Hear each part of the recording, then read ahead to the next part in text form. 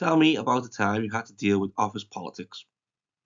This question is an excellent opportunity for you to show the interviewer how you navigate complex social situations and resolve conflicts in a professional setting. Many candidates struggle with this question, often because they find it hard to come up with specific examples on the spot, or they don't fully grasp what the interviewer is looking for, which is insight into your interpersonal problem solving skills. That's why today we're going to tackle this interview question head on, really get stuck into how to impress the interviewer with our knowledge, our skills, and our experience. In this video, I'm going to reveal to you the perfect way to structure your answer in just 5 easy, straightforward steps. I will also share with you the 7 most common mistakes candidates make so you can avoid them. Many people struggle choosing what to talk about when answering this question, so I'm going to give you 3 things to think about when picking a story from your experience. And then finally, we'll combine everything we've learned into one game-changing example answer. If you hate the sound of my voice, you should check out the show notes for a link to a text article on this topic. Other than that, let's begin. We are going to start off with answer structure and the 5 steps to take to construct the perfect response. These type of questions, often called competency-based questions, are all about sharing your experience with the interviewer. The interviewer wants to hear what you did, how you did it, and maybe most important of all, why you did it. In order to achieve this, your answer needs to be well structured. You need to ensure that you hit all the key points that you want the interviewer to hear in a logical order, while also avoiding the urge to ramble on. The best way to pull this off is by using the B-star method. Using this method, you will split your answer into 5 parts. The first is the B, which stands for belief. You want to begin your response by sharing your thoughts and feelings regarding the subject matter. This helps set the stage for your answer and demonstrate your personal connection to the topic. If this doesn't make much sense to you, don't worry, our example answer will be using this structure later in this video. Next up, we have S for situation. Briefly describe the context or background of the scenario in which your actions took place. This provides the interviewer with an understanding of the circumstances surrounding your experience. Remember, it's essential to keep this part concise, as the primary focus should be on your actions and the results. Just give the interviewer the quick who, what, where, when, and why. Following the situation, we have T for task. Explain your specific role and responsibilities in the situation. Up next, we have the most important section, and that is A for action, or activity if you prefer. Describe the steps you took to achieve the desired outcome, and explain the rationale behind your actions. This part of your answer should be the most detailed, as it shows the interviewer just what you are capable of doing. And finally, we have R for the results. Conclude your response with the results of your actions, using figures or quantifiable outcomes wherever possible. This will demonstrate to the interviewer the impact of your efforts and your ability to deliver tangible results in your role. This is also where you could share any lessons you learned from the experience. Now you know the ideal structure to use when answering this question. Next up, you need to pick the best example from your experience to tell the interviewer. Later on, I will share 3 tips for picking the perfect example. But for now, let's look at some of the most common mistakes candidates make when addressing this question. Firstly, do not avoid the question. The interviewer has asked this question for a reason. Ensure your answer is relevant to what is actually being asked and not what you want to talk about. Do not downplay the situation. Don't undersell the importance of the task at hand and how important it was to your organization's goals.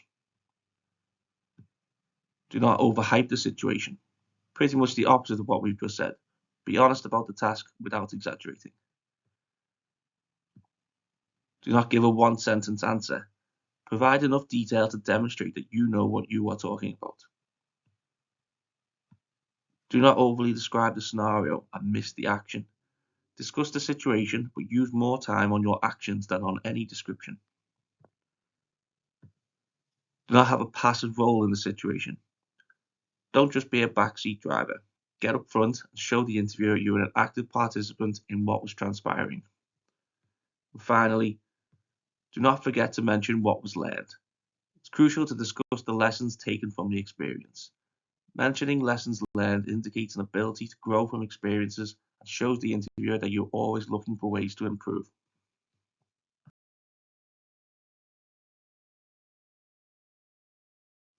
So we've explored how to construct our response, and we've also looked at pitfalls to avoid when answering this question.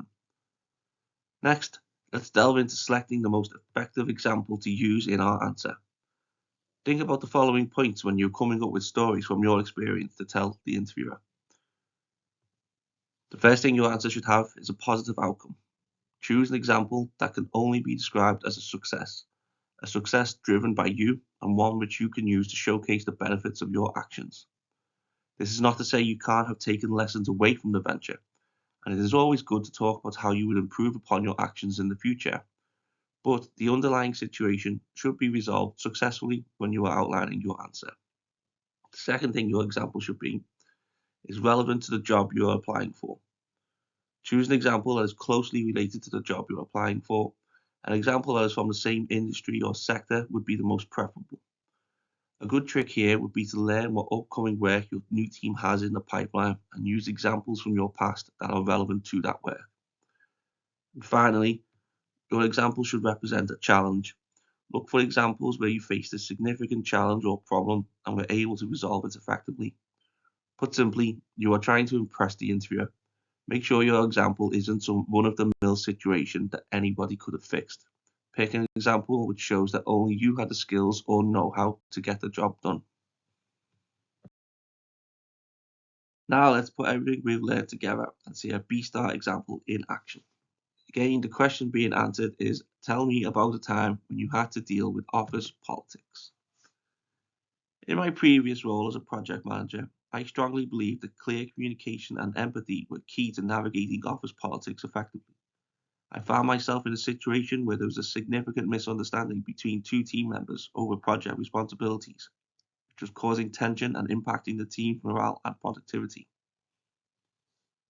I was responsible for leading the project and ensuring that the team worked cohesively towards our goals. Recognizing the potential for the misunderstanding to escalate into a larger conflict, I knew I had to act quickly and decisively. I initiated a series of one-on-one conversations with each team member involved to understand their perspectives and feelings on the matter.